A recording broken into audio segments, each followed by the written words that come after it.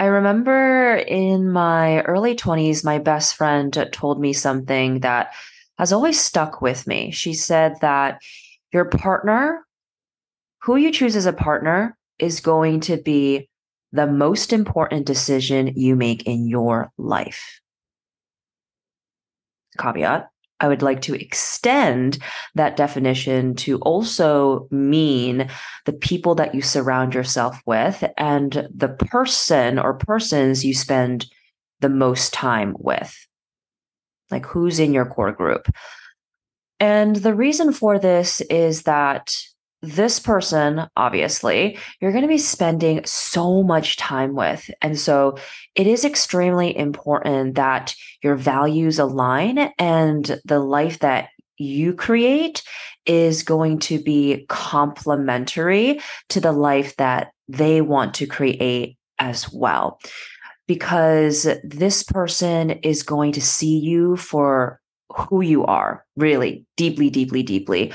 Um, Relationships, whether romantic or not, they're always a mirror. And I actually have a really fun free workbook about that. So I'll link it in the show notes. I created it a couple years ago, and it's just really a great tool to help you reflect and understand the type of partner that you want to call in and kind of breaking past these like past patterns and habits that aren't good. And in honor of not Leo, but Libra season, I thought that this would be a really fun podcast episode to share. And so going back to your partner, this person is going to see you deeply because relationships are a mirror. And this is why your romantic relationship can be so triggering at times. You can have a very different dynamic in that relationship that you have with like your friends, your sibling, your family, because one of the lessons that we learn in a romantic relationship is to heal the wounds that we have gotten from like our parents around our childhood and really that early trauma that we experienced as children, as young adults. And it is really one of the vehicles that help you grow. And I think this is something that isn't always talked about. I know that I don't always hear it from my friends as well, but there is so much to be learned around communication, conflict resolution. And if you find someone who is really devoted, dedicated to doing the work, the spiritual work, personal growth, professional growth, then they will push you to be your best self. And that really is so, so, so important.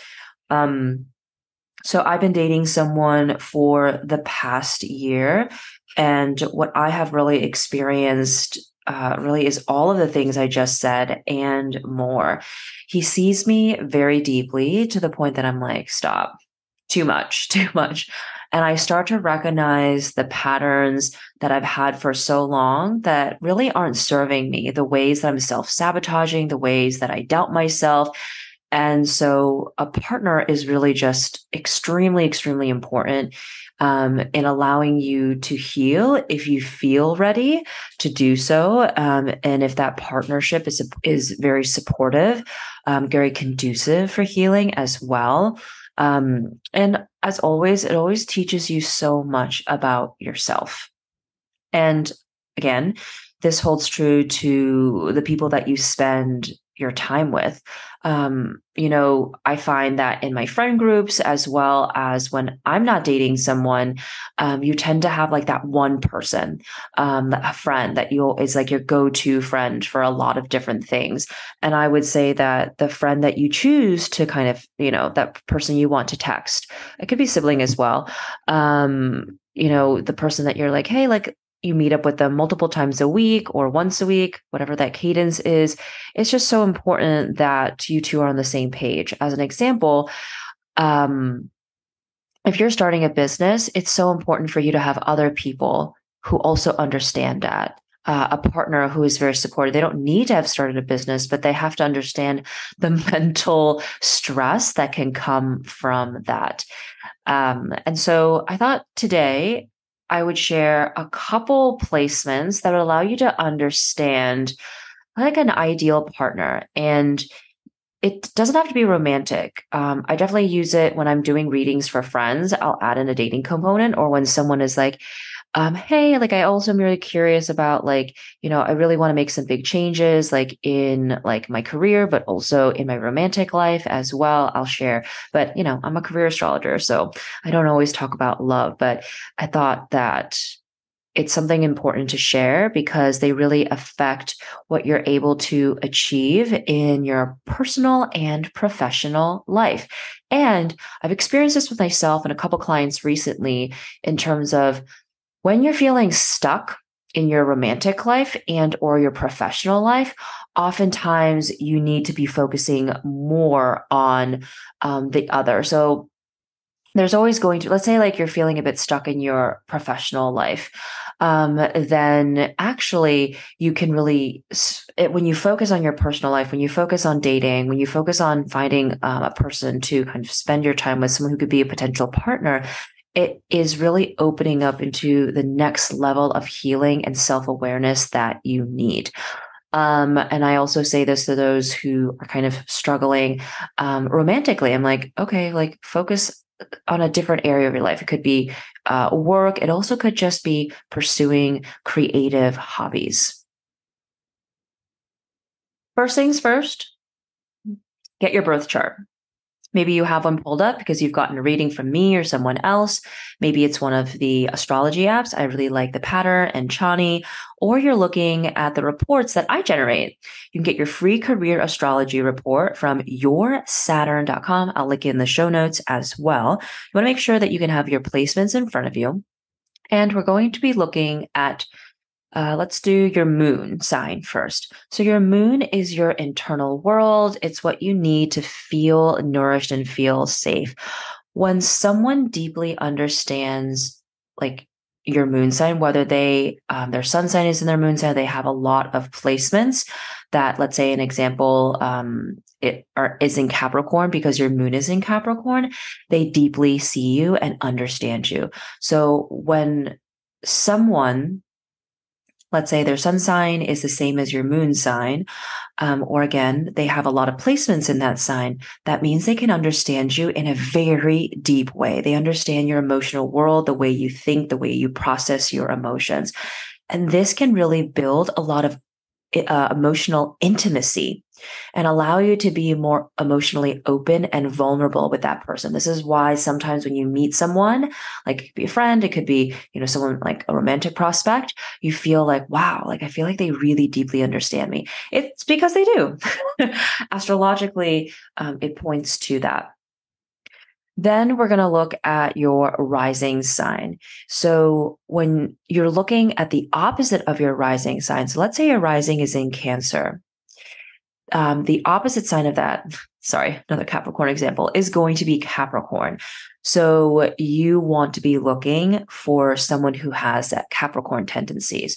So all these different astrological placements I'll be sharing right now, it's not like, oh, it has to be one or nothing, but it's rather a combination of all these things. And it's kind of like, you can think of it's like they're weighted differently, and also what you need specifically in the season that you're in. So I like to say your moon sign, your rising sign, and the opposite of your rising sign is your descendant. So again, if your rising sign is in Leo, then the opposite sign is Aquarius. So you're looking for someone who is like an Aquarian, someone who is very future thinking, very unique, very I wanted to say individualistic, but that's not really the right word. But they're a very unique person. So they're a different way of doing things, different way of thinking, perceiving, and they're a little quirky, kind of a little bit out there at times. And they very care a lot about the collective, humanitarian issues, and really enjoy all things tech. The next thing that we're going to be looking at is Mars and Venus placement. So if you are someone who identifies as a woman, you're going to be looking at your Mars placement as like the kind of like the opposite of who you'd like to attract, someone who is embodying more of like the masculine characteristics, and through kind of like a more traditional example, it's like you're a girl, you're looking for a guy, and so you're going to be really attracted to whatever placement your Mars is in. So if your Mars is in Aries, you want someone who's like direct, very passionate, like takes the lead. And when we're looking at your Venus placement, these are people that you really feel deeply connected to, and what you value in someone, as well as like how you attract and how you become kind of like a magnetic. So in dating, when you're looking at your Venus sign, doesn't matter if you identify as like she, he, or they. When you're looking at your Venus sign, it's really like kind of your magnetism, how you can attract people, things in your life. And let's say your Venus is in Libra. So you really value those who have a packed social calendar like you do, who are quite chatty, are very social. Libras are also very balanced. They want to include everyone's opinion. And they're also very stylish. Libras and Tauruses, I would say, like, they're very, they have an aesthetic.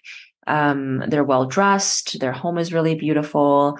And so these are things that they value, but also like Libras are the ones, like, if they're kind of like at a party or at like a big group event, people are always like, how did you do your hair? Or where did you get that jacket from? Or I love your shoes, or I love your jewelry. I love your makeup. Like, they are someone that people like are like, wow, I love your aesthetic. I love your look.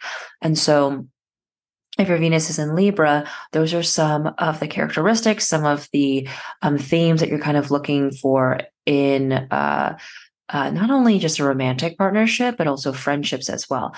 Every time I do a reading, I will say like, hey, like your Venus is this, so you're looking for friendships that are X, Y, and Z. And then everyone's always like, oh my gosh, I have so many friends who are Scorpios. And I'm like, I know it.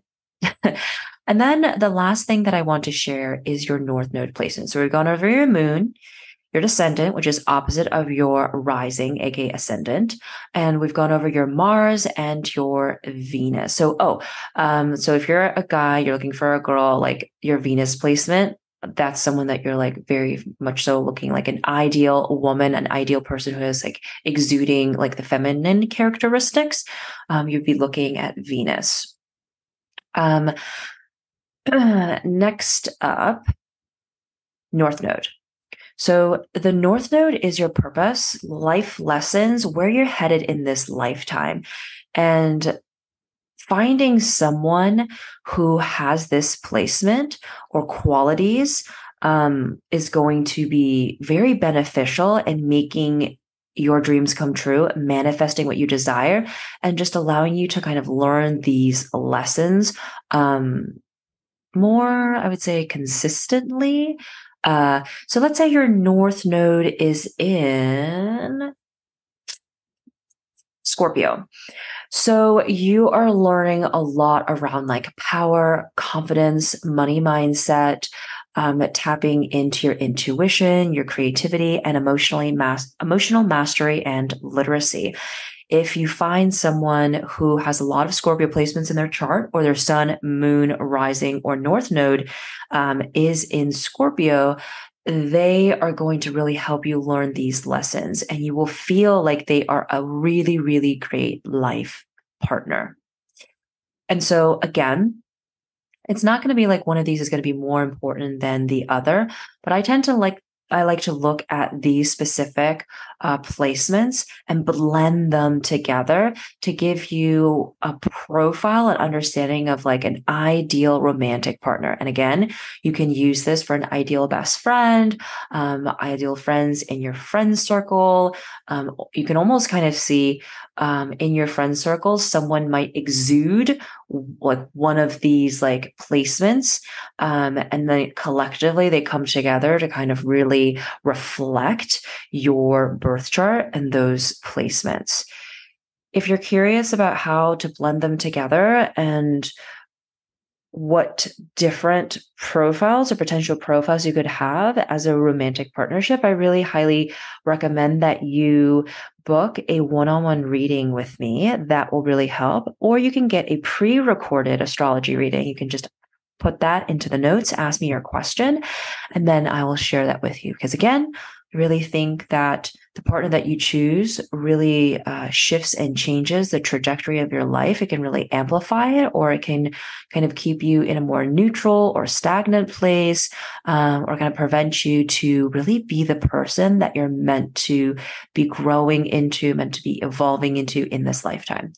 I hope that this was helpful. Happy Libra season. And I also have a gift for you in the show notes, 25% off your career astrology report, to celebrate those who have birthdays this Libra season.